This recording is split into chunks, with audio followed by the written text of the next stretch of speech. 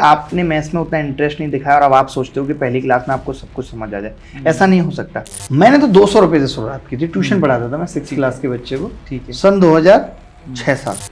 वहाँ से फिर जीवन में थोड़ा सा मैं ये चीज़ कहीं शेयर नहीं की है कि प्रेम जीवन में आ गया। ओहो, आपका फेवरेट पॉलिटिशियन? जिनके भी माँ बाप अगर जल्दी बीमार हो रहे हैं, परेशान हैं, उसकी वजह यही है कि बच्चों ने सही समय पे घर में सुना। बुक की मेरी पहली कार मर्सिडीज GLS। उस चैनल के सब्सक्राइबर 20 या 25 दिन के अंदर 1 लाख हो चुके। गांव में क्या होता है, आप गलत मानते हैं किसी महिला से बात करना मतलब गलत है। तो जब आपकी मेंटल हेल्थ खराब हो जाएगी ना, तो आपके पास अगर 500 करोड़ भी अकाउंट में है ना, तो वो भी खराब लगता है।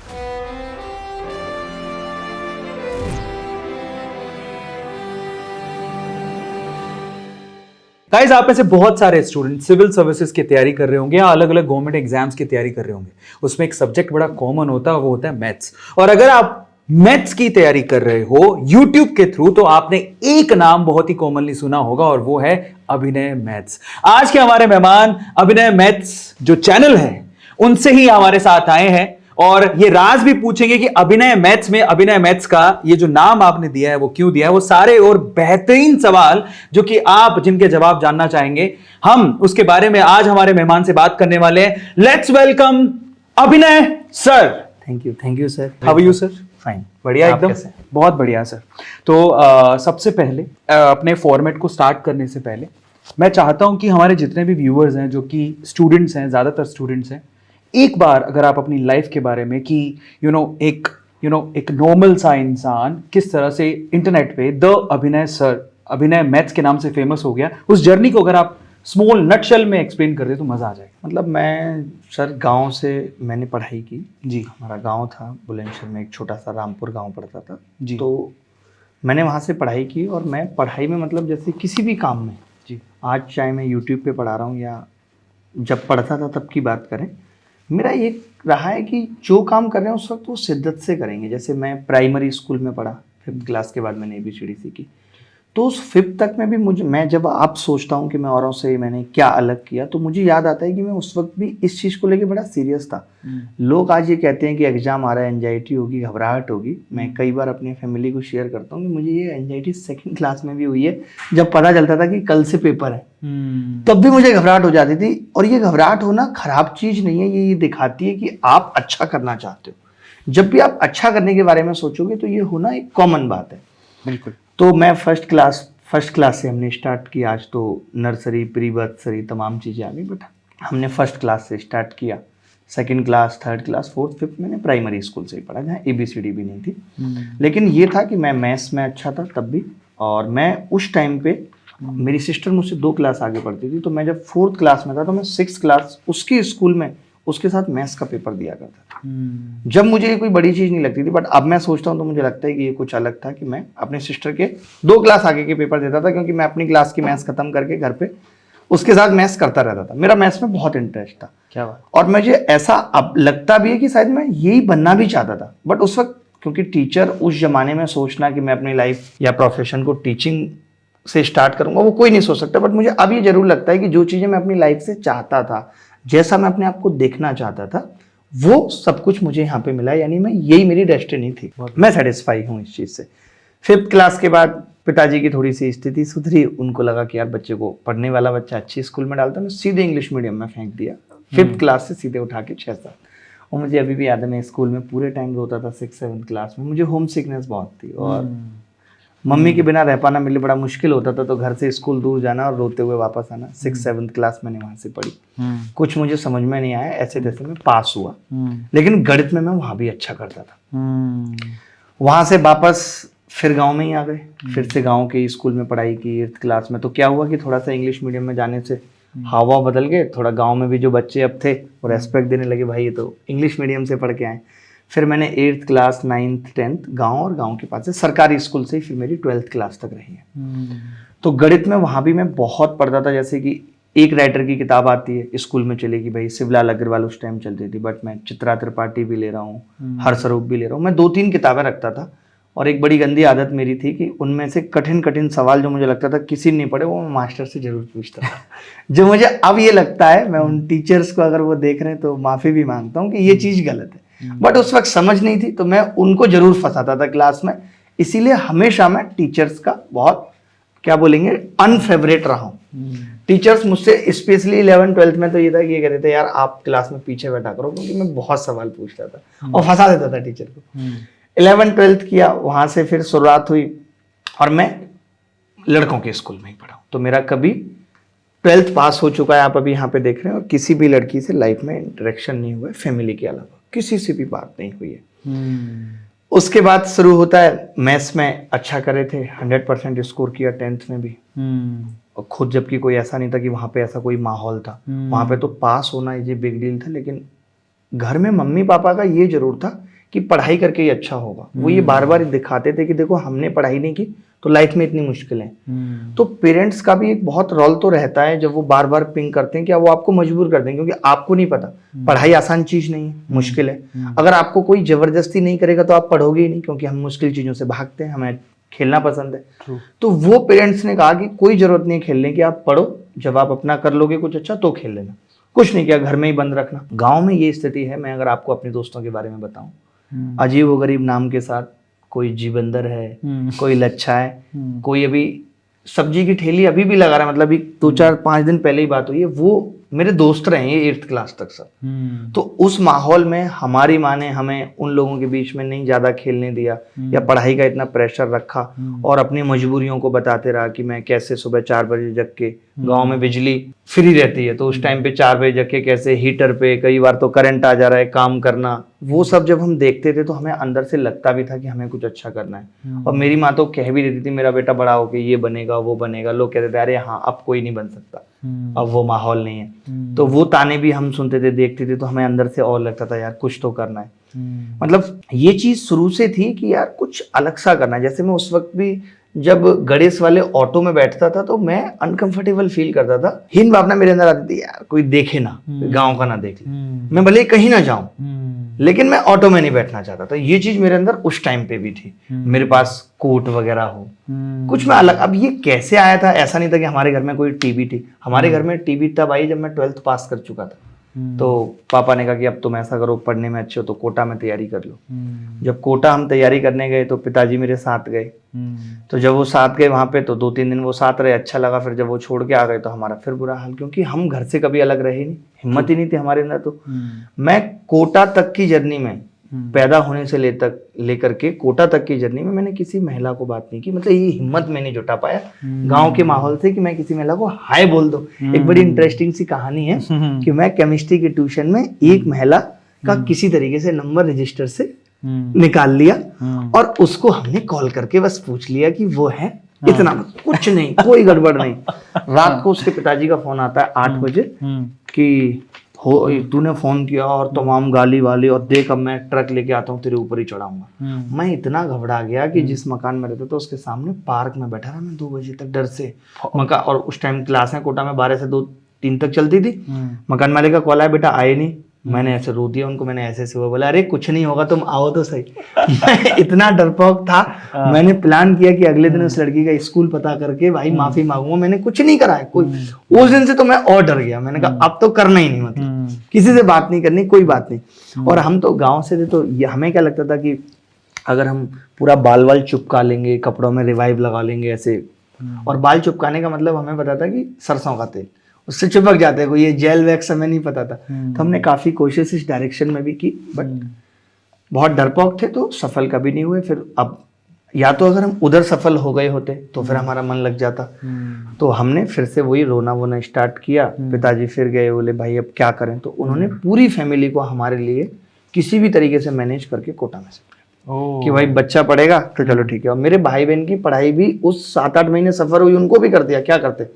मैं बीच में था, एक मेरी बड़ी बहन है, एक छोटा भाई है।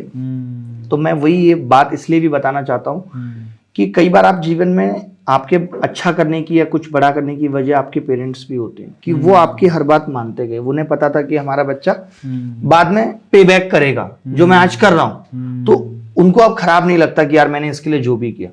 उसके बाद हमने बहुत अच्छा रैंक आया आईआईटी तो नहीं हो पाया था, बट बहुत अच्छा रैंक आया, तो पता चला कि वहाँ पे भी, लेकिन मैथ्स में मैंने 134 मार्क्स स्कोर किया आउट ऑफ 162। मतलब मैं मैथ्स में ही लगा रहता था, मेरा ये था कि मैथ्स में ही। उस टाइम तैयारी के टाइम पे तो ये हालत हो गई थी कि पापा बहन को पूछते थे मैथ्स तो नहीं पढ़ रहा, क्योंकि उनको पता था कि मैथ्स की कट ऑफ तो यूँ निकाल ही लेगा। मेरा सबसे खराब सब्जेक्ट था केमिस्ट्री, जो आप पढ़ाते मुझे केमिस्ट्री में लासा तेलीय नियम के अलावा कुछ समझ में नहीं आया। एक तो केमिस्ट्री क्लास सुबह 4 से 6 रहती थी, वो जगने, रात को 12 से 2 फिजिक्स, तो वैसे ही नहीं जग पाते थे। एक तो इतनी क्लास मिस हुई कि केमिस्ट्री कभी समझ आई नहीं, कोशिश भी नहीं की मैंने।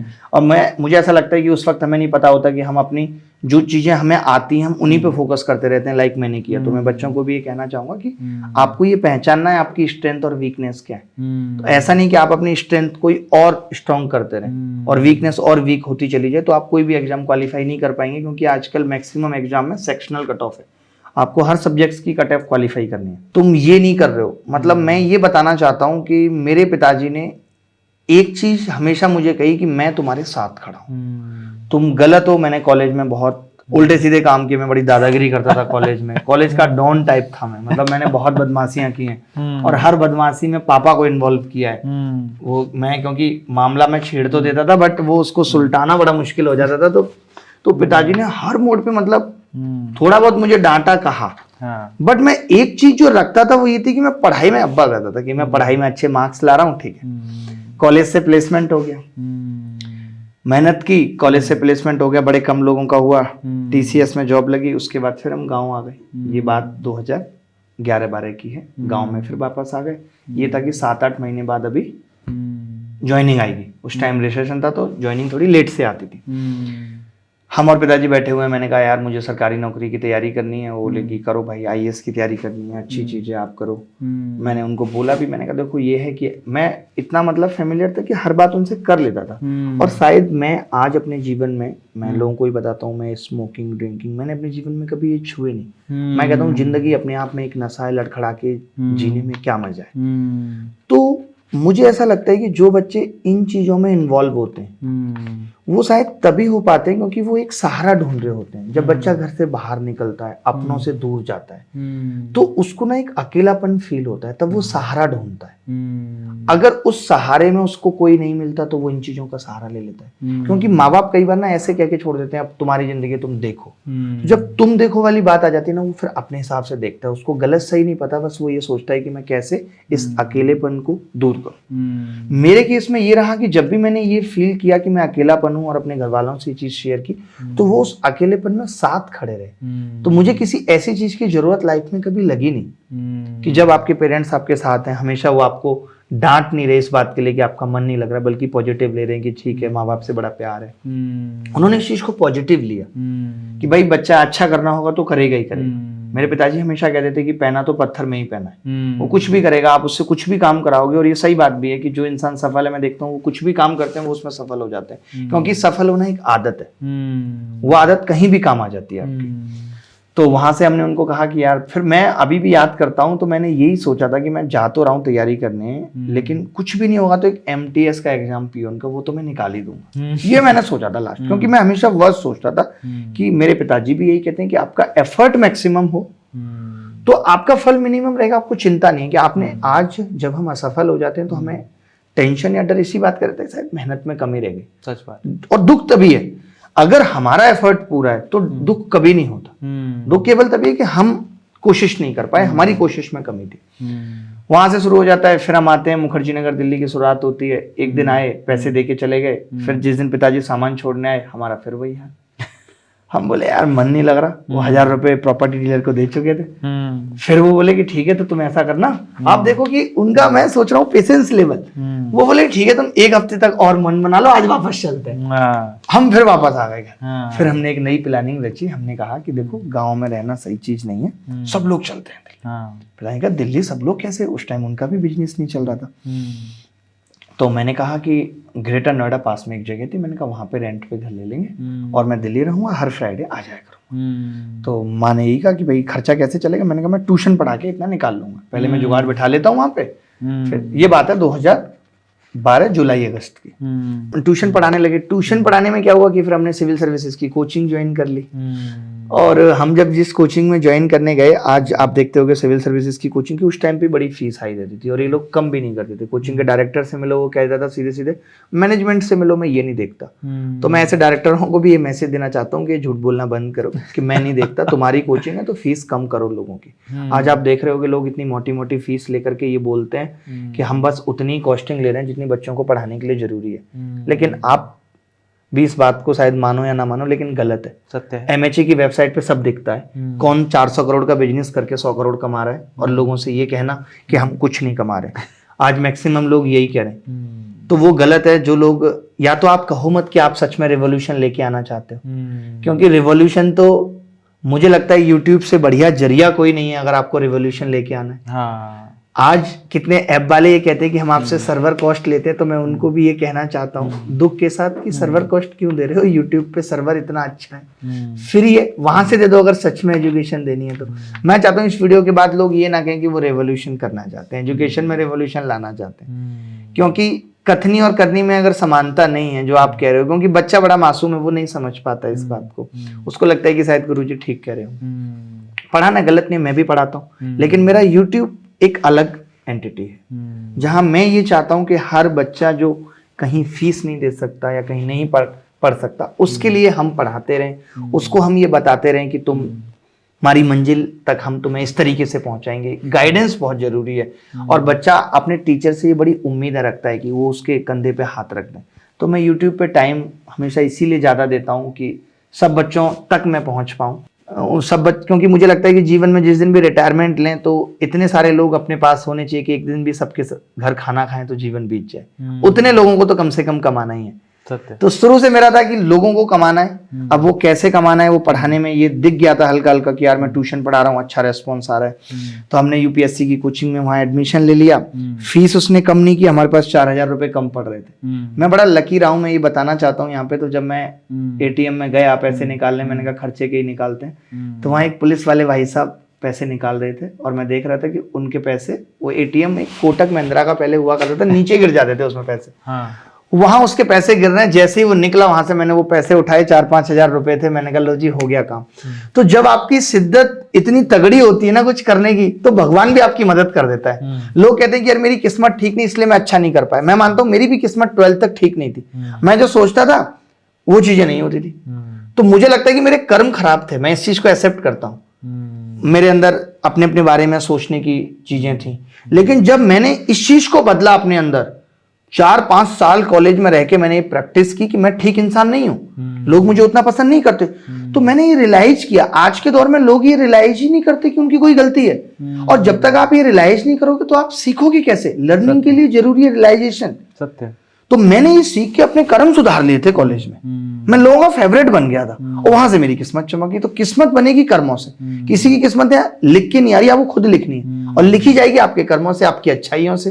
आपका लोगों के प्रति व्यवहार क्या है, आपके अंदर दिल में दया कितनी है, आप लोगों के बारे में कितना अच्छा सोचते हो, आप लोगों को कितना रेस्पेक्ट देते हो, आपके अंदर सहनशीलता कितनी है खराब चीजों को बर्दाश्त करने की। लोग सहनशीलता का मतलब समझते हैं अच्छा हो रहा है, अच्छा तो सबको बर्दाश्त है, कुछ गलत हो जा रहा है उस पर भी आप बहुत लंबा रिएक्ट, उसको भी आपने सिचुएशन को हैंडल कर लिया, तो इससे आपकी किस्मत बनती है। तो वहां पे हमें एक दोस्त मिला। हमें लोग दोस्त भी बड़े ऑफर करने वाले मिलते थे, मतलब पता नहीं हमारी पर्सनैलिटी थोड़ी ठीक हो गई थी, खुद से लोग दोस्ती ऑफर करते थे। एक दोस्त मिला, बोला यार एक दोस्त है हमारे, कोचिंग शुरू की है उन्होंने, वो कोई गणित का टीचर देख रहे हैं एडवांस में, सही है, मिल नहीं रहा कोई। तो मैंने कहा हम तो तैयार खड़े। हमने वहां से पहला ऑफलाइन कोचिंग में पढ़ाना स्टार्ट किया। थोड़ा तेज पढ़ाते थे, लेकिन जो अच्छे बच्चे थे वो पकड़ पा रहे थे और तारीफ भी कर रहे थे। तो हमें समझ में आ गया कि अपनी डेस्टिनी तो यही है, यही काम हमें करना है। ये काम हमने स्टार्ट किया, 13 में स्टार्ट कर दिया। 14-15 हमने खूब पढ़ाया, ठीक ठाक पैसा भी कमाया। मतलब उस टाइम पे हम 1.5-2 लाख रुपए महीने कमा लेते थे। तो हमारे खर्चे भी, मोबाइल फोन लेना, लेकिन हमारा यही था कि जो भी कमा रहे, खर्चा अभी भी पिताजी दे रहे हैं, 14 तक तो उन्होंने दिया पूरा। तो हम उनसे पूछ के मोबाइल भी लेना है कि पिताजी एक मोबाइल ले लेते हैं, तो वो तुरंत हाँ कर देते थे। मोबाइल लिया, छोटे छोटे शौक पूरे किए, कपड़े लत्ते लिए, कपड़ों का बड़ा अच्छा शौक था। वहां से फिर जीवन में थोड़ा सा, मैं ये चीज कहीं शेयर नहीं किया कि प्रेम जीवन में आ गया। ओहो, ये कभी मैंने नहीं बताया। तो जब ये चीज जीवन में आई, मतलब इसकी शुरुआत 13 से हुई, 14 से हुई, और 15 में जाके इस स्तर तक पहुंच गई कि मेरा काम जो है वो इफेक्ट होने लगा। मैं सबको यही चीज कहता हूं कि ये चीज अति का दूसरा नाम है और ये आपके करियर को इफेक्ट करेंगी। इन्होंने मेरे करियर को भी इफेक्ट किया बट समझ में आपको नहीं आता उससे।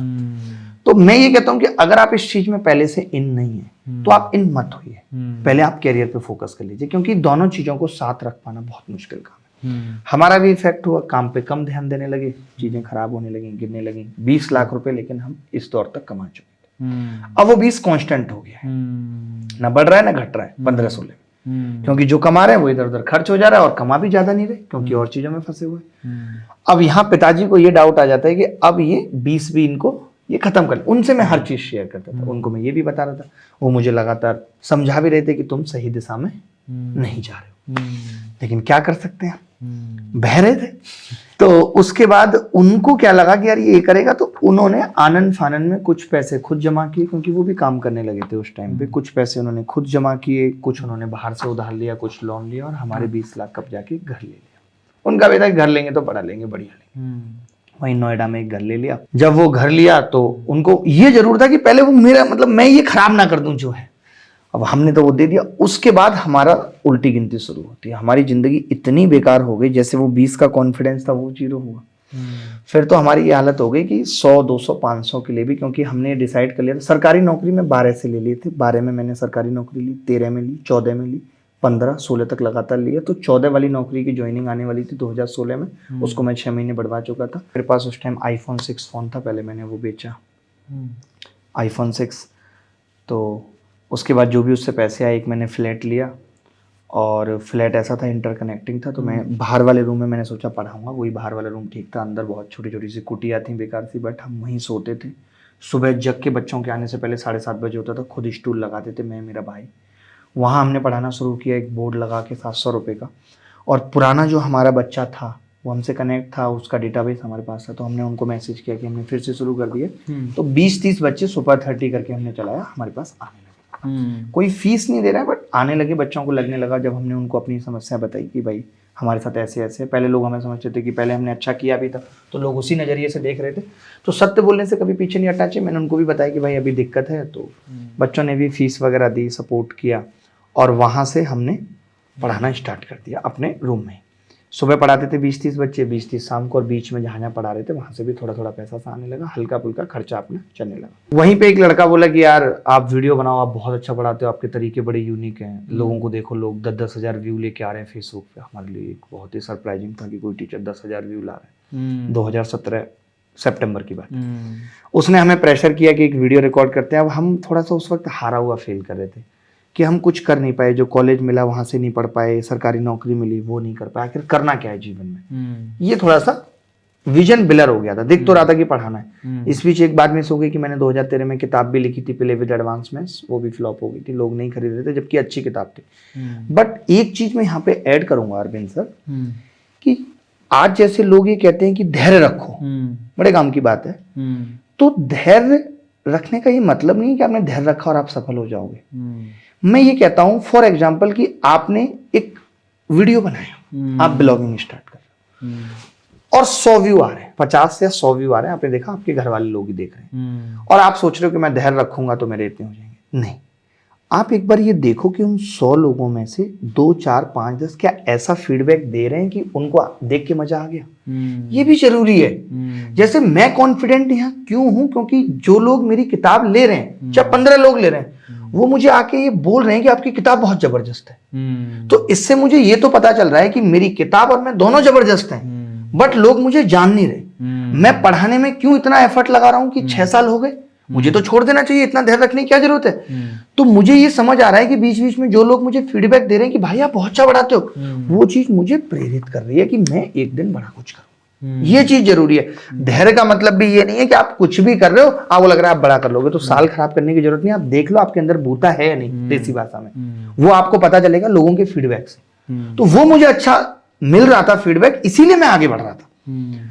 तो 2017 की बात आई, उसने हमारा एक वीडियो बना लिया, वो बोला कि इसको डालेंगे नहीं, अभी रख लेते हैं। मैंने कहा ठीक है। उसने वो वीडियो डाल दिया अपने चैनल पे, 701 सब्सक्राइबर थे। वो वीडियो 6-7 दिन के अंदर 1 मिलियन लोगों ने देखा। क्या बात कर, पहला ही वीडियो मुझे इतने टीचर्स का अप्रिसिएशन आ रहा, अरे भाई क्या पढ़ा दिया भाई, सबको लगने लगा ये तो अब खलबली में जाते। अलग अलग तरीके से हमने ऐसे मेथड सिखाए लोगों को जो पहले थे ही नहीं कहीं गणित में। वहां से हमें ये मिला। अब जो सुपर 30 था वो 2-4 दिन के अंदर ही सुपर 60 हो गए। वहां ये स्थिति हो गई कि लोग आके ये बोल रहे हैं कि हमारा पैसा रख लो, हमें जगह चाहिए। और समझ रहे हो माहौल भाई को अलग, मैं मानता हूँ मेरे जीवन की सबसे खुशनुमा दिन थे वो।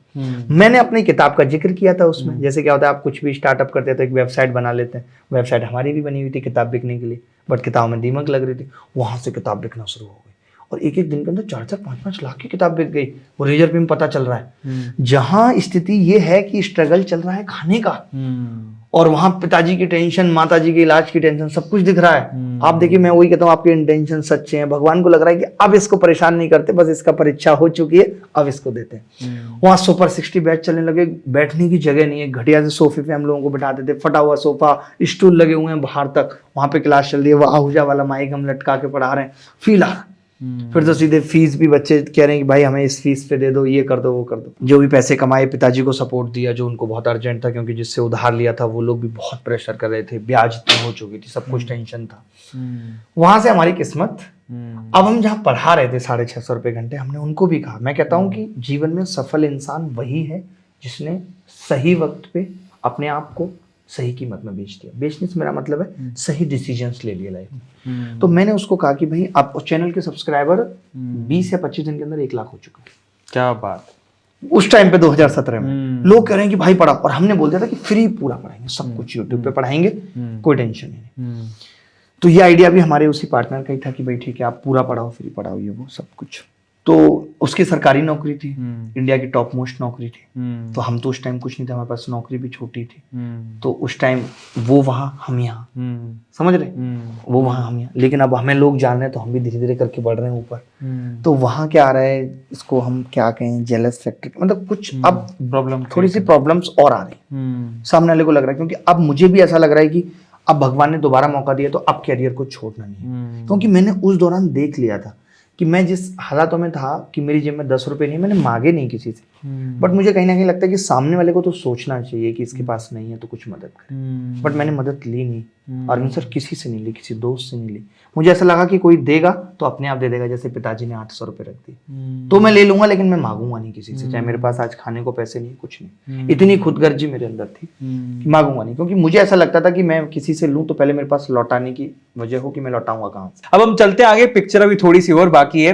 अब सर आपसे एकदम, जितनी आपने जर्नी सुनाई उसमें मेरे सवाल बहुत है, तो मैं चाहूंगा कि मैं आपसे एकदम टू द पॉइंट सवाल पूछूं, एकदम टू द पॉइंट आप लोग आप आंसर देना प्लीज।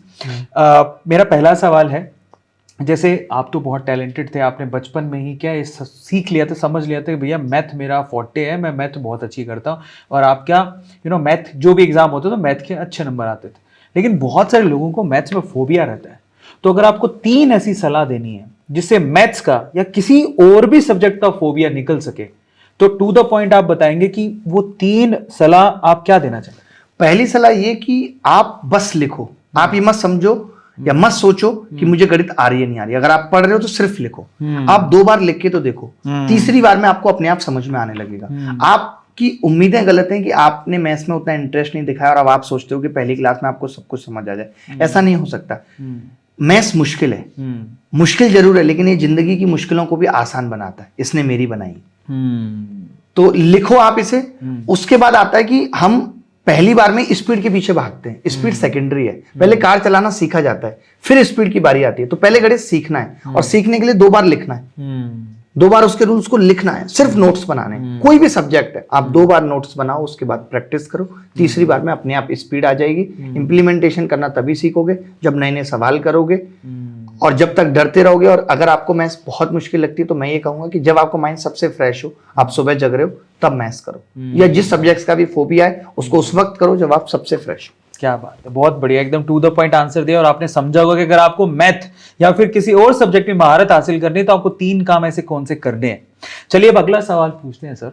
अगला सवाल ये कि आपने कहा कि बार बार जब भी आप घर से बाहर निकलते थे तो आपको एक होम सिकनेस होती थी, रोना सा आ जाता था, यार मैं कहाँ आ गया, मुझे घर ही अच्छा था, मेरा गांव ही अच्छा था। ऐसा बहुत सारे बच्चों के साथ होता है। तो मैं आपसे सवाल पूछ रहा हूं वो ये कि इस होम सिकनेस से बाहर निकलने के लिए, क्योंकि आपको जिंदगी में आगे बढ़ना है तो आप बाहर निकलना पड़ेगा, अपने नटशेल से बाहर निकल के कमाने जाना है, बड़ा कुछ करना है तो बाहर निकलना पड़ेगा, जो कि बहुत सारे बच्चों की प्रॉब्लम होती है। तो 2 ऐसी सलाह जो आपने भी आजमाई जिससे आपकी होम सिकनेस वाली जो प्रॉब्लम थी वो खत्म हो। मुझे ऐसा लगता है कि उस टाइम पे देखिए 12th तक तो फोन नहीं थे इसलिए नहीं निकल पाए, उसके बाद फोन आई भी तो वीडियो कॉल नहीं थी। अभी तो चीजें बहुत आसान है कि आप, और तीसरी चीज जो मुझे मुश्किल लगती थी वो ये थी कि मैं एक बहुत ही ऐसे बैकग्राउंड से था जहां मेरी माँ सुबह से शाम तक नल चला रही है और मैं वहां वो टंकी खोल के पानी नहा रहा हूं, तो मुझे ये चीज सबसे ज्यादा इफेक्ट करती थी कि मैं यहाँ इतने आराम में हूं, मुझे ये चीज बर्दाश्त नहीं होती थी। तो अभी वैसा कुछ भी नहीं है। अभी आप घर पे फोन पे बात कर सकते हो माँ बाप से, अभी बहुत सारी चीजें हैं, लेकिन बस हम ये ना करें कि इस फोन के गलत इस्तेमाल में समय ज्यादा खराब कर दें। बाकी ऐसा मुझे लगता है कि अच्छे दोस्त बनाने से और काम में बिजी रहने से, काम में अगर हम अपने आप को बिजी रखते हैं लगातार, जैसे आपकी 4 क्लासें आप 5 कर लो, स्टार्टिंग में अगर आप घर से बाहर निकल रहे हो तो आप क्लासेस ज्यादा करो, घर पे कम पढ़ो। आप क्लासेस में बैठे रहोगे, लोगों को देखोगे, एक्सपोजर मिलेगा, टीचर हंसाएगा, बातें करेगा, तो वहां से फिर मन लगना स्टार्ट हो जाता है। तो आप स्टार्टिंग में ये मत सोचो, डर तभी लगता है जब मुझे लगता है कि बहुत प्रेशर है और मुझे अच्छा करना ही है। आप स्टार्टिंग का 1-1.5 महीना मान लो कि मुझे कुछ नहीं करना, बस मुझे क्लास में जाके बैठना है, मुझे अपने आप को इस माहौल में ढालना है, फिर मैं पढ़ना शुरू करूँ। तो अगर हम वैसी सोच बना लेते हैं तो फिर इससे बाहर छुटकारा मिलता है। क्या बात है, क्या बात है। अगले सवाल पर चलते हैं। नेक्स्ट क्वेश्चन मेरा है, आपके मैथ से बड़े अच्छे नंबर आते थे जो आपने हमेशा कहा, लेकिन मुझे ऐसा लगता है कि इंडिया में बहुत सारे यूथ को, चलो मैथ में तो फोबिया है ही, एक और सब्जेक्ट में फोबिया है जिसको बोलते हैं इंग्लिश। आजकल ऐसा लगता है कि अंग्रेजी ना बोलो तो पता नहीं हमें कुछ आता ही नहीं है। बिल्कुल। मैं चाहता हूं कि आप उस फोबिया से, मुझे लगता नहीं कि आपको वो फोबिया है क्योंकि आप बिंदास हो और एकदम अपनी देशी भाषा में बात करने वाले इंसान हो, और आप ये समझते हो कि अंग्रेजी वंग्रेजी कुछ नहीं होती। भाई अंग्रेजी नहीं आने के बावजूद भी मर्सिडीज GLS में घूमने वाला इंसान है ये, तो अंग्रेजी इतनी कुछ खास जरूरी नहीं है। बट फिर भी उस इंग्लिश वाले फोबिया से बाहर निकलने के लिए 3 ऐसी सलाह जो आप देना चाहोगे वो क्या होगी? इंग्लिश का फोबिया, मुझे लगता है कि इंग्लिश को उतना ही लो जितना एग्जाम में जरूरी है। आप आजकल हम जैसे असली शो ऑफ यहाँ पे आता है कि हमें लगता है हम exactly, obviously, seriously, really, excuse me ये बोल के समझते हैं हमें इंग्लिश आ गई, ये बहुत रुतबा हो गया, ऐसे ऐसे करके मैंने बातें कर ली। ये कोई इंग्लिश नहीं है, ना ही इसकी जरूरत है। इंग्लिश एक कम्युनिकेशन है कि अगर मैं हिंदी में अपनी बातों को बहुत अच्छे से रख सकता हूँ, मेरी बातों में कितना दम है ये मायने रखता है। इंग्लिश से पता चला इंग्लिश बोलने के चक्कर में मैं अपने इमोशंस ही ठीक तरीके से नहीं बता पा रहा, मैं अपनी बात को स्ट्रॉन्ग तरीके से नहीं रख पा रहा, तो कोई मतलब नहीं है। आप ये भूल जाओ, जिस दिन आपका टैलेंट बोलेगा इंग्लिश पीछे छूट जाएगी। बहुत बढ़िया। लोग आपसे, मैं आज देखता हूं कि अगर किसी साउथ की कंपनी को मेरे से मीटिंग करनी हो, अभी थोड़े दिन पहले की बात है, तो मैंने देखा कि वो ट्रांसलेटर लेके आए मीटिंग में, जूम मीटिंग। उनको पता था रिसर्च करके कि ये बंदा इंग्लिश में नहीं बोलेगा, और मुझसे कुछ नहीं पूछा। और मुझे थोड़ा ये था कि यार मैं इंग्लिश में बोलूंगा तो नहीं, लेकिन टूटी फूटी इंग्लिश ट्राई करूंगा और समझने की कोशिश करूंगा। तो इंग्लिश को, ग्रामर, जिन चीजों की जरूरत एग्जाम निकालने के लिए, वो ठीक है। बाकी ऐसा मत सोचिए कि इंग्लिश नहीं आती तो मेरा करियर खत्म है। बहुत से लोगों को पहले से चिंता होती है कि मैं बाहर जाऊंगा, कभी विदेश जाऊंगा। अभी पहले जहां हो वहां तो ठीक कर लो कि अभी आपको विदेश की चिंता हो रही है कि कोई आपसे बात नहीं करेगा। और कई लोगों को ये लगता है कि लड़कियां, जो लड़के इंग्लिश बोलते हैं उनको बहुत अच्छा समझती हैं आवाज। ऐसा कुछ भी नहीं, ऐसा कुछ भी नहीं। चलो आपका ये जो आपका थॉट प्रोसेस को थोड़ा चेंज करता है। सर आप ये बताइए कि सबसे पहले, वैसे तो आपने बताया ही था, पर सबसे पहले जब आपने कमाना शुरू किया था, मंथली आपने सबसे पहले कितना अर्न करा था? मैंने तो 200 रुपए से शुरुआत की थी। ट्यूशन पढ़ाता था मैं 6th क्लास के बच्चे को। ठीक है। सन 2006-07 200 रुपए महीने से स्टार्ट। ठीक है। अब थोड़ा और सवाल को आगे लेके जाते हैं। आज के समय लमसम आप बता दीजिए कि ये जो अंग्रेजी जरूरी नहीं है, समझ रहे हो आप, लमसम बताइए सर, कोई दिक्कत नहीं है। पता नहीं, मैं जोड़ता नहीं हूँ, बट मुझे लगता है कि मतलब मैं इतना जरूर कह सकता हूँ, बहुत तो नहीं, कि मेरा ओवरऑल 30-35 खर्चा हो जाता है महीने का। 30-35 लाख तो सिर्फ खर्चा होता है, समझ लो आप। ये 30-35 में बोले, लाख मैं जोड़ रहा हूँ। हाँ। करोड़ तो नहीं है अब वो। मैं नहीं लाख ही मैं। लेकिन यहाँ पे एक चीज जरूर ऐड करूंगा, वरना फिर नीचे लोग कमेंट में कहेंगे अरे ऐसा कैसे हो जाता होगा, ऐसे नहीं होता है। मुझे गाड़ियों का बहुत शौक है, मेरे पास काफी गाड़ी है, तो उन सब में आपको पता ही है पैसा लगता है। फिर मुझे शॉपिंग का बहुत शौक है, मतलब महीने में कभी ऐसा होता है मैं कुछ दुबई जाके खरीद के ला रहा हूँ। मुझे कपड़े, जूते, मुझे ऐसा लगता है कि ऐसा कोई भी इंटरनेशनल ब्रांड ना हो जिसके जूते मेरे पास ना हो। क्या बात। तो वो सब चीज़ों में, लाइफ जीने में लग जाता है। और अब मैं, ये जरूर है कि जब ये सब मैंने कर लिया, तो अब जैसे मैं पहले 40 पता था, तो 30-35 है, वो धीरे धीरे 20-25 तक आ जाएगा। क्योंकि अब एक बार करने के बाद अब मुझे लग रहा है कि ठीक है, एक बार करना जरूरी था, वो मैंने कर लिया।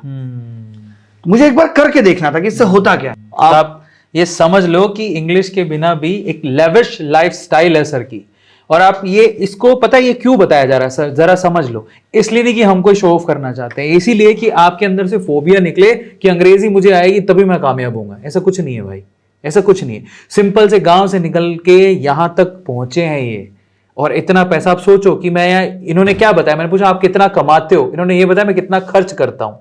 समझ रहे हो, 30 से 35 लाख रुपए। आपकी गाड़ी पर आते हैं, आपने बहुत गाड़ियों का, मुझे भी गाड़ियों का बहुत शौक है बाय द वे, और इतना शौक है कि मैं, जो मेरा फर्स्ट कार थी उसके बाद से मैंने अभी बाइक चलाई नहीं। मुझे बाइक का बिल्कुल शौक बिल्कुल नहीं, same. बिल्कुल मैं भी ऐसा ही हूँ, मुझे बिल्कुल भी नहीं है, एकदम नहीं है। एकदम मैच हो गई। अब मैं तो जब कॉलेज के फर्स्ट ईयर में था, जब मैंने कुछ पैसे कमा के बाइक ली, तो मैं सोचता था थोड़े और होते तो नैनो ले लेते। नैनो, सही बात, ये था। तो मेरे जैसे ही हैं सर, तो अपने को गाड़ी का बड़ा शौक है। पर आज आपसे जो आप बोलते हैं गाड़ियों का बहुत शौक है, आप गाड़ियों का जखीरे के बारे में बात करते हैं कि चलो पहली कार आपकी GLS थी, उसके बाद क्या सीखा? हाँ, मतलब उसके बाद फिर मैंने हर साल ही लिए एक दो कार। तो अभी 4 साल हो गए उस हिसाब से, मतलब नंबर पे नहीं जाते हैं क्योंकि अभी और भी ऐड होने वाली हैं। अच्छा तो ये है। अच्छा, अब फिर से बोल, आपकी फेवरेट कार? मतलब मैं वो बता देता हूँ, वो मैं ना लिख के, अभी जो मेरी अपकमिंग कार्स में जो मुझे लगता है, मेरा एक फोल्डर है, वो मैं आपको पढ़ के सुना देता हूँ। क्या बात? अभी जैसे क्या है कि मेरा जैसे फोन आएंगे तो आप देखिए, मतलब मेरा रहता है कि फोन अगर आज लॉन्च हो रहा है, जैसे अभी ये लॉन्च हुआ नहीं है इंडिया में जो मेरे पास फोन है, बट मेरे पास होगा। वॉच अभी कल ही लॉन्च हुई है तो मेरे पास होगी। मतलब मुझे इंस्टेंट चाहिए कि बस ये है तो लेटेस्ट होना चाहिए अपने पास। क्या बात? अभी मैं जो सोचा हुआ है, देखो बाकी भगवान कहाँ है। अभी G63 AMG जो मर्सिडीज है, एक S क्लास भी होनी चाहिए, एक उरस होनी चाहिए लैम्बोर्गिनी की, एक रॉयल्स रॉय फैंटम होनी चाहिए, एक ऑडी R8, एक रेंज रोवर वोग, एक पोर्शे पनोरमा और एक मासेराटी। रेंज रोवर इवोक में चेंज करा देता हूँ, वेलार लेना। अच्छा नहीं, मैं वो वाले लेना चाहता हूँ जो ये मोदी जी के पास थी पहले। हाँ अच्छा, नहीं इवोक से, इवोक के जैसी है। वेलार थोड़ा अपडेटेड वर्जन है, वो बहुत प्यारी है। अच्छा, मेरी फेवरेट है, मुझे बड़ी अच्छी लगती है। मैंने तो अभी मर्सिडीज लिए, बड़ा अगर मेरे को और थोड़ा होता तो मैं वेलार ही लेता। तो क्या बात है, मतलब शौकीन आदमी बैठे हैं आपके सामने। और मैं एक और बात भी बताना चाहता हूँ आपके चैनल के माध्यम से कि मैं सिर्फ ये जो पढ़ाता हूँ तो मेरा फ्री एजुकेशन पे पूरा फोकस है, और जो भी मेरी अर्निंग सोर्सेज की अगर बात करें तो कुछ हमारी ऐसी कंपनियां हैं जो जिनके फॉरेन क्लाइंट भी हैं, मैं यहाँ बताना नहीं चाहता, बट मेरे कुछ और बिजनेसेस भी इन 4 सालों में आए, और मैंने जिसमें भी मतलब स्टार्ट किया है वो सब पॉजिटिव गया है। शायद आप सबके प्यार की वजह से या दुआओं की वजह से कि सब कुछ पॉजिटिव गया है। तो मैं वहां भी है जहाँ पे किसी स्टूडेंट, तभी मैं आपके लिए इतना कर पा रहा हूँ कि मैं खड़े होकर फ्री रात को 3-3 साढ़े 3 घंटे क्लास लेता हूँ, पढ़ा पाता हूँ, वो तभी है कि मैं और जगह अच्छा कर रहा हूँ। क्या बात है, क्या बात है, क्या बात। ये चीज भी बहुत सारे लोगों को नहीं पता, तो वो कहते हैं कि अरे बच्चों का, उन लोगों को लगता है कि क्या बच्चों का पैसा, ऐसा ऐसा बिल्कुल भी नहीं है, बल्कि बच्चों के लिए तो हमने लगाया है। एक और सवाल, जब आपकी जर्नी हम लोग सुन रहे थे तो महिलाओं से, आपने कहा कि महिलाओं से बात करने बड़ी कतराते थे आप, ठीक है। फिर अचानक से 2014-15 में आपका एक प्रेम का फुहारा फूटा। तो जब कोई इंसान महिलाओं से बात करने से भी कतरा रहा है, वो अचानक से ये फूल कैसे उग गया? नहीं, हम कतरा इसलिए रहे कि हम डर रहे हैं कि सामने वाला क्या करेगा। ठीक है, ऐसा नहीं कि हम बात करने में कहीं किसी से कम है। तो पहली बार बात जो अपना 2014-15, अच्छा, पहली बार बात करने, मतलब वही जैसे हमारी गणित अच्छी थी, सामने लगे थे क्या थोड़ी गणित हमें भी सिखाओ, बताओ क्या होती है ये। तो गणित सिखा रहे थे और केमिस्ट्री हो गई। हाँ, मतलब केमिस्ट्री हो गई। बाकी ऐसा नहीं था, स्टूडेंट नहीं, मतलब साथ में हम लोग पढ़ते थे। तो वही है कि सिविल सर्विसेज की प्रिपरेशन में तो उन्होंने एग्जाम निकाल दिया था पहले अटेम्प्ट में। तो अभी शादी उन्हीं से हुई है या फिर? नहीं, मतलब अब वो मैं चाहता हूँ कि ये वाली चीज हम यहाँ पे ना रखें कि कहानी कैसे कैसे क्या गई है, बट सब अभी लाइफ बहुत अच्छी है। बस यही कहूंगा कि लाइफ बहुत अल्टीमेट है, ना खुद से ना खुदा से कोई शिकायत नहीं है। शायद कुछ ऐसा रहा नहीं जो कभी कुछ सोचा और पाया नहीं, मतलब जो कुछ भी चाहा, जो कुछ भी सोचा, वो सब कुछ पाया है। और मैं ये भी कहना चाहता हूँ कि मैंने भी अगर अच्छे जो भी कर्म किए हैं, मेरे भी पुण्य कर्मों का फल हमारे बच्चों को मिले कि वो भी अपनी मंजिल तक पहुंच पाए जो वो सोच पाते हैं। एक और सवाल लास्ट पूछेंगे, उसके बाद अगले सेगमेंट पे चलेंगे। आखिरी सवाल, जैसे ही होम सिकनेस से, मतलब होम सिकनेस की वजह से आप कहीं बाहर जाते थे तो एक लड़का जो रोते रहता था, लड़कियों से ढंग से बात नहीं कर पाता था, और मतलब इतनी हिम्मत नहीं थी जहां तक अपनी बातों से लगता है, वो बंदा आज यूट्यूब पे गवर्नमेंट से भी लड़ पड़ता है। अच्छा, मतलब नहीं, अब मुझे जानना है कि ये आपके दिमाग में क्यों आया और इतनी हिम्मत आपने कैसे जुटाई, वो उसके बारे में। नहीं, मतलब मैं जैसे आपको बता रहा हूँ कि जैसे आप किसी लड़की से बात करना, एक तो पर्पज क्या है, पर्पज उतना क्लियर नहीं है ना, क्यों आप बात करना चाहते हैं, तो इसीलिए डर था। अगर मेरे पास वहां भी एक अच्छा पर्पज होता तो मैं जरूर करता, ठीक है। तो जैसे कोई सवाल पूछ ले मुझसे तो मैं बहुत अच्छे से बताता था। 10th में एक थी सालनी, वो पूछती थी सवाल तो मैं बताता था ट्यूशन में। हाँ, लेकिन अब जैसे सालनी को सवाल बता के निकले, बाहर एक लड़के ने कह दिया कि आज के बाद सालनी से बात नहीं करेगा, हमने डर से बैच चेंज कर दिया। तो वो डर ये था कि घर तक बात ना आए। हम इन चीजों को गांव में क्या होता है आप गलत मानते हैं, किसी महिला से बात करना मतलब गलत है, सही अच्छी बात है नहीं, महिला से बात करना ही गलत है। तो वो मेंटेलिटी हमारी थी। बाकी ऐसा नहीं कि डर मेरे अंदर कभी नहीं था, क्योंकि जब आप सच्चे होते हो, जब आपका दिल सच्चा है और आपको पता है कि बच्चों के साथ गलत हो रहा है, तो मुझे ऐसा लगता है कि फिर आपको कोई नहीं रोक सकता, आप बोलोगे। और मैं सबसे आगे बोला हूँ, चाहे कोई मामला हो, ये बात सच है। बच्चों के साथ यूएफएम का मामला हो, रेलवे की डेट्स नहीं आने, सबसे पहले आगे मैं खड़ा हुआ। और आपने देखा भी होगा कि इस पूरे दौर में शायद मैं अकेला ऐसा टीचर था जो सबसे आगे खड़े होके भी सरकार ने कोई एक्शन या एफआईआर नहीं की मेरे खिलाफ, जबकि बहुत सारे लोगों के खिलाफ हुई। क्योंकि मैंने कभी गलत शब्दों का मैंने इस्तेमाल नहीं किया, मैंने अपनी बात को सही तरीके से रखा। मैं लाइव में भी आया तो मैंने ये नहीं है कि मैं मोदी जी को गलत तरीके से बोल रहा हूं, मैं उनकी नीतियों को, उनके द्वारा किए गए काम को, उनके संस्थाओं द्वारा किए काम को गलत ठहराया मैंने। उनको ऐसा नहीं कि मैं सरकास्टिक वे में कुछ गाली गलौज कर रहा हूँ, ये सब मैंने नहीं किया। ठीक तरीके से अपनी बात रखी, ताकि जैसे मैं आज यहाँ पे बता रहा हूँ कि मोदी जी की जो बिल्कुल खास लोगों की टीम में हैं सोशल मीडिया में, वो लोगों ने भी मुझे जब कांटेक्ट किया तो बहुत अच्छे से बात की। और उन्होंने कहा कि जो आप बात कह रहे हो उस पर काम होगा। तो उन्होंने, किसी ने मुझे ये नहीं कहा कि आप गलत बोल रहे हो, आप अपना वीडियो डिलीट करो। उनकी हिम्मत, क्योंकि उनको भी पता था कि जो मैंने बोला है वो सही है। तो मुझे कभी, जैसे बहुत से लोग ये जानना चाहते हैं कि क्या मेरे ऊपर कभी गवर्नमेंट का प्रेशर है, कुछ है, कभी नहीं। बल्कि मुझे अगर उनके यहाँ से कॉल आई तो ठीक तरीके से आई कि हम ये करेंगे, आप इस चीज को ये करो। क्या बात है, क्या बात है। तो यहां पर हमारे लंबे आंसर्स का सिलसिला भी खत्म होता है। अगले सेगमेंट पर चलते हैं। और आई थिंक आपने बहुत सारी चीजें अभिनय सर के बारे में जानी होंगी। अगला सेगमेंट है हमारा the rapid fire. Sir rapid fire खेलेंगे आपके साथ। अभी तक तो आपने इत्मीनान से आंसर दिए, पर ये जो सेगमेंट हमारा है उसमें इत्मीनान से आंसर आपको देने ही नहीं है। ये रैपिड फायर, इसमें आपसे सवाल पूछेंगे और एकदम फटाफट से आंसर देना है और आपको समय नहीं लेना है। एक बात मैं यहाँ पे बस ये कहूंगा कि मेरा आज पॉडकास्ट करने का बिल्कुल मूड नहीं था बट अभी पता नहीं कैसे इतना मूड बन गया आपके साथ, मतलब मजा आ गया। पहले पता नहीं, मैं लग रहा था यार नहीं करता हूँ, मैं कितना कोशिश करता कि आपको मना कर दूं, नहीं करता हूँ, बट अभी बहुत अच्छा लग रहा है कि यार हमने ये काम नहीं। तो ऐसे में बच्चों को भी कहता हूँ कि बहुत बार जब आपको कोई काम असाइन होता है आपको लगता है नहीं करो, लेकिन आप ये सोच लो कि ठीक है थोड़ी देर करेंगे फिर क्विट कर लेंगे, और वो काम फिर पूरा हो जाता है। बहुत बार हमारे क्लास लेने का मन नहीं है, 10 मिनट पढ़ा के छोड़ दूंगा, फिर 10 से आधा घंटा। तो जब भी मन ऐसा करे और कोई काम अगर सही है तो उसको करो, एटलीस्ट स्टार्ट करो, क्या बात, पूरा वो अपने आप हो जाएगा। तो मैं आपको चेता देता हूं, रैपिड फायर में हम लोग आपसे सवाल पूछेंगे, कंट्रोवर्शियल क्वेश्चन भी हो सकते हैं, पहले पहले आसान होंगे पर धीरे धीरे वो मुश्किल होते चले जाएंगे। पर आपको समय नहीं लेना। अगर आपने समय लिया ना तो फिर क्या होता है, इंसान सोच समझ के डिप्लोमेटिक आंसर करता है, वो हमें नहीं चाहिए, ठीक है ना। इससे बड़ा ये तो आप मना कर देना, मैं इसका जवाब नहीं दूंगा। पर मजा तभी आएगा ऑडियंस को जब आप एकदम सटीक, एकदम सटाक आंसर दोगे। तो पहला सवाल लेते हैं, आसान सवाल से शुरू करते हैं। अगर अभिनय जो हमारे सर है उनको एक ही शब्द में डिस्क्राइब करना है कि यार ये शब्द मुझे एकदम बराबर पहचान देता है, वो क्या? ओ मैथ्स ही है।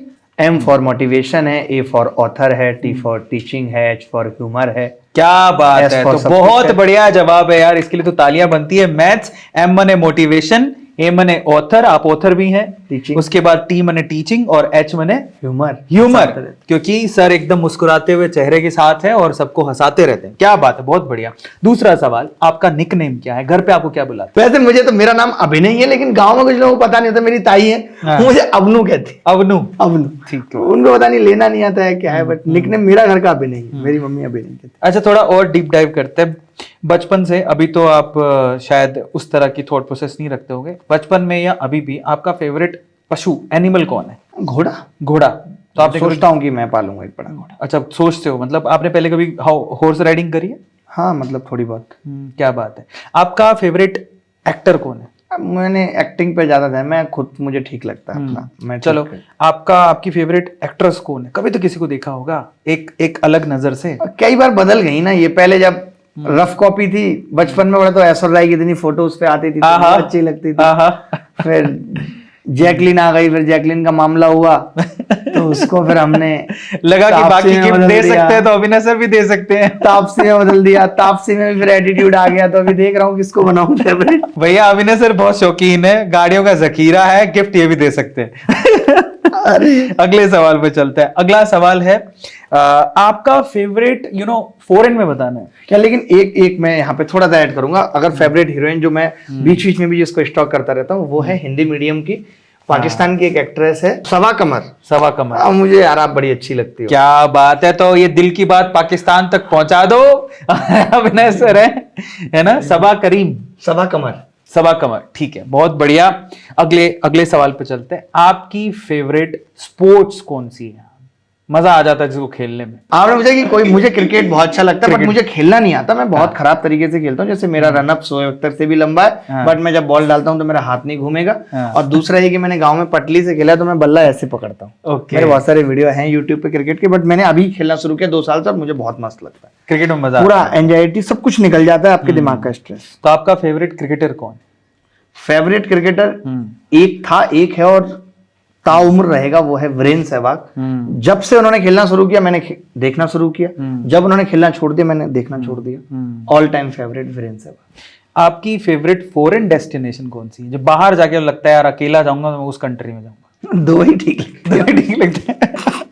अकेले से मतलब नहीं है, मुझे रहता है कि यहाँ पे सब कुछ मिल जाता है, हर देश की चीजें मिल जाती है, शॉपिंग के नजर मुझे दुबई अच्छा लगता है। अगर आपको ये बोल दिया जाए, आपको बहुत स्ट्रेट आंसर देना, अगर आपको बोल दिया कि भैया अभिनय ये $1 बिलियन सिर्फ एक ऐसी कंट्री घूमने को दे रहे, तुम कुछ भी करना उस पैसे, कोई प्रॉब्लम नहीं, कोई नहीं देखने वाला, कहाँ जाओगे? ऑस्ट्रेलिया जाऊंगा, मेलबर्न। वहाँ पे गैजेट्स बहुत मिलते हैं और मुझे बहुत पसंद है। मतलब गैजेट्स है, तो बहुत स्ट्रेट फॉरवर्ड आंसर दे रहे हो आप। अगले सवाल पे चलते हैं। नेक्स्ट है, आपको क्या अच्छा लगता है? आईफोन नो, मतलब एंड्रॉइड कुछ नहीं है। आईफोन मतलब 100 और 1 का रेशियो है। अच्छा, आईफोन, ठीक है। नेक्स्ट आपको क्या म्यूजिक में क्या अच्छा लगता है? कौन से जोनर के गाने आप ज्यादा सुनते हो? ये मेरा बड़ा खराब सा आंसर है, मैं वही सुनता हूँ, भीगी भीगी रात, मतलब पुराने गाने, अदनान गाने। अच्छा, पुराने और भी पुराने कुमार, ये कुमार शानू, नहीं कुमार शानू से भी पहले के, किशोर कुमार, मुकेश कुमार, यही सब। बहुत बढ़िया। फाइनली आपने नाइट आउट कितने किए? मतलब मैंने नहीं किए। मैंने नहीं किए, अब तो आपको मतलब पता लग गया। पहले मतलब नहीं पता था तो मैंने कहा कि बहुत किए। आपने आज से पहले, मतलब अभी से पहले, गूगल पे जो लास्ट चीज सर्च की थी वो क्या थी? ईमानदारी से बताना। गूगल पे जो लास्ट चीज मैंने सर्च की थी वो मैंने सर्च की थी कि अगर आपका सिम पोस्टपेड है तो क्या उसे ई सिम घर बैठे कर सकते? अच्छा, ऐसा। How can I do E SIM online directly at home? उसके पीछे का रीजन आईफोन 14 है। हाँ, मतलब वॉच ली तो स्विच करना था मुझे उसमें, क्योंकि इससे पहले जो मेरे पास आईफोन था वो डुअल सिम था, उसमें दोनों फिजिकल सिम लगती थी। तो ज्यादातर आप टेक्नोलॉजी वाली चीज ही सर्च करते हैं और उसी में इंटरेस्टेड है। हाँ। क्योंकि शादी हो गई है आपकी। नहीं, मतलब गूगल कभी कभी जरूरत पड़ती है। ऐसी पर्सनालिटी जो आपको बहुत मोटिवेट करती है, वो कौन है? जो बहुत आगे बढ़ने के लिए प्रेरित करती है तो वो मेरे पेरेंट्स ही, पापा। ठीक है। आपका फेवरेट मोटिवेशनल स्पीकर? यार मैंने, मतलब सॉरी टू से, बट मैंने मोटिवेशनल स्पीकर को कभी सुना नहीं है। मतलब या तो जरूरत नहीं महसूस हुई, लाइफ में चीजें धीरे धीरे जल्दी जल्दी सब अपने आप होती गई, तो मैंने कभी नहीं सुना है किसी भी मोटिवेशनल स्पीकर को। बट अगर मैं ये कहूँ कि किसी की बातें मुझे जो थोड़ा बहुत टच करती हैं तो ओशो को कह सकते हैं। मैं ओशो को बातें मोटिवेशनल स्पीकर तो नहीं है, बट हाँ वो एक क्रांतिकारी बंदा था। हाँ, मतलब मैं उनकी सारी बातों को सही नहीं मानता, इसलिए भी नहीं मानता क्योंकि वो दौर अलग था, अभी दौर अलग है। तो अभी के दौर के हिसाब से जितनी बातें उनकी सही है वो मुझे सही लगता, उन्हें मैं मतलब कहता हूँ और अप्लाई करता हूँ। आपकी फेवरेट फिल्म?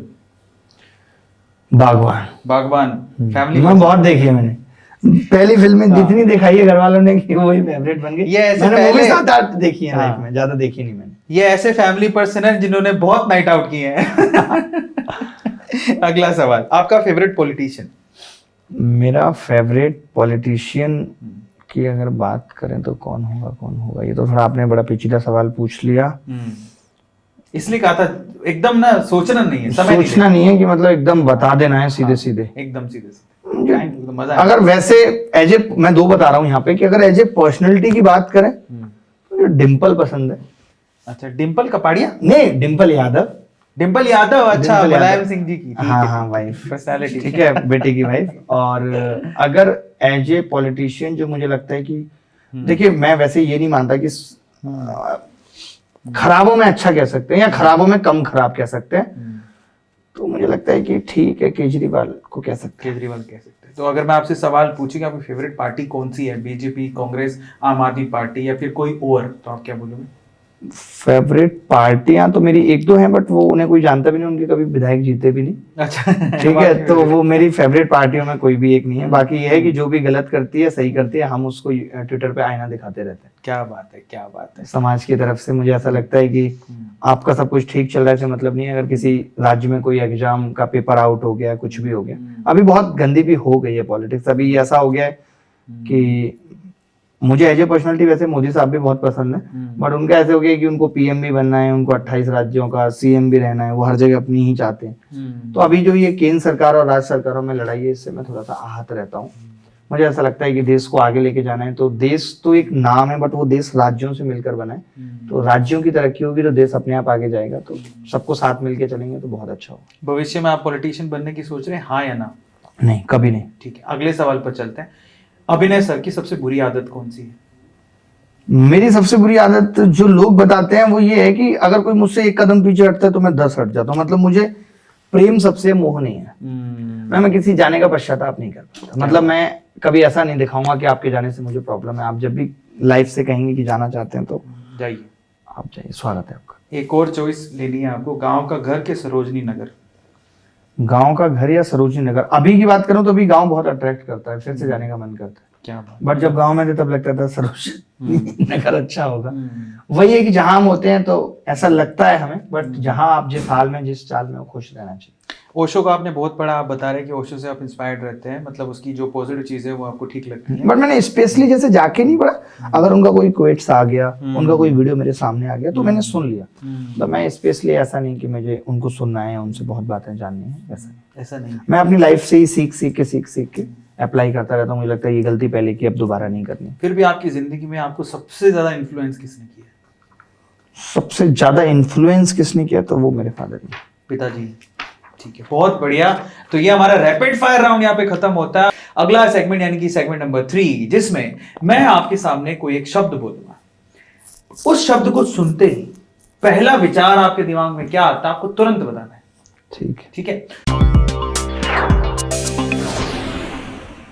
तो मैंने अगर बोला सनी, आपके दिमाग में क्या आया? सनी की 7.5 आई वैसे।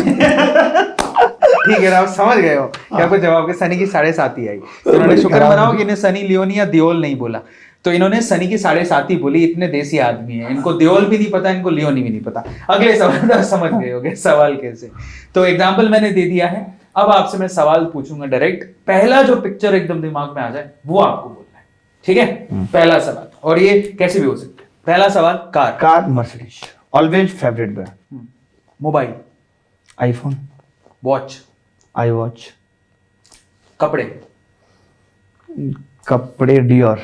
ठीक है, अब थोड़ा और आगे आते हैं, अब इसको बदलते हैं, सेगमेंट चला गया। आपकी फेवरेट वेब सीरीज? कोई भी नहीं देखी मैंने आज तक। ठीक है, फेवरेट? मुखर्जी नगर मसला मैंने खुद बनाई थी। अच्छा, आपने खुद ही बनाई थी, क्या बात है, क्या बात है। अगला, नेक्स्ट, पैसा जरूरी है, और पैसा can manage everything, every relationship, everything in the life. मुझे ऐसा लगता है कि मतलब ऑलमोस्ट सब कुछ मैनेज कर देता है पैसा। आपके रिश्तों को भी अच्छा कर देता है, आपके जीवन को आसान बना देता है। बट ये नहीं कहेंगे कि अब इस पर थोड़ा सा ऐड कर लेते हैं ना, थोड़ा सा। मतलब मैं एक चीज कहूंगा कि जिनके पास पैसा नहीं होता ना, पता है लाइफ में प्रॉब्लम्स आती हैं, उनके सॉल्यूशंस होते हैं। या नहीं होते तो आप ये कह के डाल देते हो पैसा हो जाएगा, देख लेंगे। लेकिन जब पैसे के बाद प्रॉब्लम्स आती है ना, वो लाइलाज है, उनका कोई इलाज नहीं। इसलिए लोग अलग हो जाते हैं। आपने देखा होगा डाइवोर्स कभी नॉर्मल लोगों में नहीं होता, पैसे वालों में होता है। क्योंकि पैसे के बाद जो प्रॉब्लम्स आती है ना, उनका कोई सोल्यूशन नहीं है। तो ये पैसे का नुकसान भी है और फायदा भी है कि पैसे से सब कुछ मैनेज होता है, लेकिन अगर उसके बावजूद भी प्रॉब्लम्स रह गई तो उनका कोई सोल्यूशन नहीं है, इलाज। मुझे ऐसा लगता है अच्छी चीज भी है, और अगर दिमाग पे ना चढ़े तो। और बाकी यही है कि ये सोचना चाहिए कि यार ये शरीर भी लीज पे एक दिन छोड़ के चले जाना है। सही बात। घमंड अगर किसी चीज का ना करें, ये ना सोचें कि सिर्फ मेरा है और सिर्फ मेरे लिए तो खराब है। और अगर ये सोचें कि भगवान ने मुझे सबका ख्याल रखने के लिए दिया है, खुद भी जीना है, लोगों में भी बांट कर जीना है, तो अच्छी चीज है। क्या बात है। स्टार्टअप अभी मुझे डर लगता है बहुत। इंडियन एजुकेशन सिस्टम बदल रहा है और बदलेगा। इंडियन पॉलिटिक्स खराब हो रही है, बट अच्छा बनाना है इसको। इंडियन मीडिया बहुत खराब हो चुके हैं, लेकिन यूट्यूब इसको कंट्रोल किए हुए। श्रीमद् भागवत गीता। से मैं एक ही बात जो सबसे ज्यादा सीखता हूँ वो ये है वर्तमान में जीना, और उसके लिए होता है कि आप प्रेम में हैं, जहां आपका वक्त शून्य हो चुका है वही एक तरीका, आप सबसे प्रेम करेंगे तो आप वर्तमान में जी पाएंगे। तो गीता में भगवान श्री कृष्ण ने कहा है कि जिसने वर्तमान में जीने की आदत डाल ली उसका जीवन बहुत अच्छा है, और उसके लिए है कि सबसे प्रेम करना, मतलब किसी के बारे में खराब नहीं कहना, लोगों में अच्छाइयाँ देखनी है, लोगों की बुराइयां नहीं, जज नहीं करना, क्योंकि इफ यू जज then you can not love any. भगवान सब देख रहा है, सब देख रहा है, बस अच्छाई बुराई सब कुछ। आपके पिताजी? अल्टीमेट गाय यार, हीरो, टाइगर, एक इंसान जिसको मैंने मुश्किलों में भी चैन से सोते हुए देखा है। क्या बात है। राहुल गांधी? राहुल गांधी मैं कहूंगा कि ज्यादा पढ़ गए टाइप्स, जितनी पढ़ाई लिखाई देश को जरूरी नहीं थी या लोगों को जरूरी नहीं थी, कई बार आप ऐसा हो जाते हैं जैसे आजकल का एजुकेशन स्टार्टअप है बड़े बड़े, इक्वल्स टू राहुल गांधी कर लीजिए, ज्यादा पढ़ गए, जिनको समझ नहीं है ग्राउंड की। आपको बहुत आता है बट आपको वो नहीं आता जो लोग सुनना चाहते हैं, जो लोग समझना चाहते हैं। तो मतलब इनको अमेरिका का राष्ट्रपति होना चाहिए। नरेंद्र मोदी? अल्टीमेट गाय, ये कह सकते हैं कि ऐसा बंदा जो आपके इमोशंस को पकड़ सकता है, आपके इमोशंस पे चोट कर सकता है, जो आपको हिप्नोटिस बोलते हैं ना, सम्मोहित कर सकता है, हिप्नोटाइज कर सकता है, जादूगर जिसको कहते हैं, मैजिशियन, और बस यही सब है। अरविंद केजरीवाल? अरविंद केजरीवाल जो हमेशा ये दिखाता है कि उसको कुछ नहीं चाहिए, उसको नहीं चाहिए, लेकिन उसको बहुत कुछ बड़ा चाहिए, मतलब बहुत एम्बिशियस है। एम्बिशियस होना गलत नहीं है, बट ये कहना गलत है कि उनको कुछ नहीं चाहिए इसलिए उन्होंने नौकरी छोड़ दी, ऐसा नहीं है। वो सीएम बने, उनको पीएम चाहिए अभी, ठीक है, मतलब गलत नहीं है बट ऐसा है, इसलिए बहुत बढ़िया आंसर दे रहे हो आप, कमाल कर दिया आपने। और मैथ्स के अलावा अगर अभिनय सर मैथ्स टीचर ना होते तो क्या होते? तो मैं एथिक्स पढ़ाना पसंद करूंगा, और साइकोलॉजी पढ़ाना पसंद करूंगा, या फिर फिलॉसफी मुझे पढ़ाना अच्छा लगता है। अगर मैं मैथ्स टीचर नहीं होता तो मैं एक्टर होता। क्या बात है, क्या बात है। तो टीचर तो नहीं होता। तो आपने जो सीरीज बनाई है, पूछ लेते थोड़ा हटके, जो सीरीज बनी उसमें एक्टिंग आप ही नहीं की? मैं नहीं की। अच्छा, कितनी चली वो? यूट्यूब पे रिलीज? यूट्यूब पे ही अभी 3 मिलियन लोगों ने देखा है। क्या बात है। यूट्यूब एक बहुत पॉजिटिव एनर्जी है जो आपको आगे बढ़ने के लिए बहुत प्रेरित करती है। आपको वो एक आईना है जो आपको वो बता देता है कि आप जीवन में कितना आगे जाओगे। एक अनबाइस्ड प्लेटफॉर्म। शॉर्ट वीडियो और long format, your favourite? Long. Short video में मजा नहीं आता। मैंने तो आप ही की शॉर्ट से देखा है। एक वीडियो मैंने आपका देखा है जब मैंने आपको जाना है, 2 वीडियो, मतलब एक लॉन्ग तो मैंने देखा, पहले मैंने आपका शॉर्ट वीडियो देखा, मैंने कहा ये बंदा कौन है यार। और रोहित शर्मा पे वीडियो में आपकी, मैं जबकि बहुत कम यूट्यूब वीडियो देखता हूँ, और मैंने आपकी वीडियो तब देखी जब मेरे फोन में यूट्यूब में नहीं रहता था। अभी कुछ महीनों से मैंने यूट्यूब रखना शुरू किया है, दोबारा एक्टिव हूँ। ये बात है लॉकडाउन से पहले की। तो आपके वीडियो बड़े आते थे, वो खिलाड़ियों पे आते थे, वो बड़ी इंटरेस्टिंग चीजें बताते थे, मतलब मैं रोक नहीं पाता था, ये कौन है यार। फिर जब भी आप उसी टाइम आपका जोश टॉक वीडियो आया, तब मैंने फिर वहां से आपको पूरी वो वीडियो सुनी है मैंने आपकी। मुझे लगता है मैंने एक वो सुना है और एक देख रहा है विनोद वाले को, 2 ही सुने मैंने जोश टॉक पूरे, अपना भी नहीं सुना कभी। ठीक है, तो वहां से फिर मैंने आपको, तो मुझे यूट्यूब से और शॉर्ट से आप, मतलब आपके लिए शॉर्ट्स तो आप तो राजा हैं खैर इसमें, बट मेजर शॉर्ट्स में समझ में नहीं आता कि कैसे अपने आप को इतने कम समय में व्यक्त करें। थोड़ा मेरे लिए मुश्किल काम है। वैसे तो अच्छी चीज है कि आप 30 मिनट में वो 30 सेकंड में वो चीजें दे रहे हैं जो लोगों को 10 मिनट, क्योंकि जितना आज के दौर में वही चीज चलेगी। आप जैसे लोगों की वजह से ही आज मूवियां बॉयकॉट हो रही हैं, क्योंकि आप कम समय में इतना एंगेज कर दे रहे हैं, जनता को जरूरत नहीं पड़ रही मूवी देखने जाने की। तो अच्छा है, शॉर्ट भी अच्छा है, बाकी मैं तो लॉन्ग प्रेफर करता हूँ। फाइनली अभिनय सर का फ्यूचर एक ही शब्द में क्या दिखता है आपको? ये तो बड़ा मुश्किल से आपने सवाल पूछ लिया, बट जो मतलब मैक्सिमम जितना भी एक परिवार जीवन के साथ स्पिरिचुअल हुआ जा सकता है, बहुत बढ़िया। Maximum spirituality living in the family, मतलब परिवार में रहते हुए। इसकी अंग्रेजी क्या बनेगी आप देख लेना। आखिरी सवाल, अगर आपको चुनना पड़े स्टूडेंट्स और फैमिली? चुनना पड़े स्टूडेंट्स और फैमिली, मैं तो हमेशा स्टूडेंट्स को ही प्रेफर किया। उसके चलते बहुत सारी चीजें छोड़ी हैं, क्योंकि मुझे लगता है कि ऐसा नहीं कर सकते आपकी कुछ लोगों के लिए और आप इतनी बड़ी दुनिया को छोड़ दें, इतने सारे लोगों के भविष्य को छोड़ दें। तो एक टाइम पे कभी ऐसा होगा, तो वैसे होना तो नहीं चाहिए, बट अगर होगा तो सही है। सो अगेन इस सेगमेंट में बहुत ही अमेजिंग जवाब दिए सर ने, और आई थिंक आप लोगों ने भी खूब एंजॉय किया होगा। अब हम इस सेगमेंट से बाहर निकलते हुए हमारे इस पूरे सेशन के आखिरी सवाल पर है सर। हम आपसे सिर्फ एक ही सवाल और पूछेंगे, उसके बाद रैप अप करेंगे हमारे इस अमेजिंग सेशन को, जिसमें बड़ा मजा आया। आखिरी सवाल सर, बहुत सारे स्टूडेंट हैं जो आपको बड़ी उम्मीदों से देखते हैं। हर टीचर का एक फैन फॉलोइंग होता है, और बहुत सारे टीचर आपको बहुत सारे जो बच्चे आपको बहुत उम्मीदों से देखते हैं। बहुत सारे बच्चे ऐसे हैं जो जिसके लिए इंस्पिरेशन हुआ, वो कुछ करना चाहते हैं कि वो ऐसा सोचते हैं यार अभिनय जैसा बंदा जो गांव से निकल के कर सकते हैं तो हम क्यों नहीं कर सकते। तो 3 ऐसी सलाह जो आपकी जिंदगी बदल दी, जिन 3 सलाहों ने, वो 3 सलाह आप क्या देंगे बच्चों को ताकि उनकी जिंदगी बदले और वो कामयाब हो सके, और एक दिन वो भी कह सके भैया मैं भी शौक के लिए गाड़ियां खरीदता। मैं एक चीज कहूंगा कि आज जो युवा है जो बार बार ये कह रहा है कि मेरे जीवन में बड़ा स्ट्रेस है, बड़ा परेशानी हो, देखिए मैं ये कहता हूं कि आप जहां हैं और आप जहां पहुंचना चाहते हैं उसके बीच का गैप बड़ा है, और ये गैप जितना बड़ा होगा उतना स्ट्रेस है। लाइक आपके पास 1 करोड़ है, आपको 1.25 करोड़ बनाने आसान है। आप सोचें 1 करोड़ है, मुझे 100 करोड़ बनाने मुश्किल है।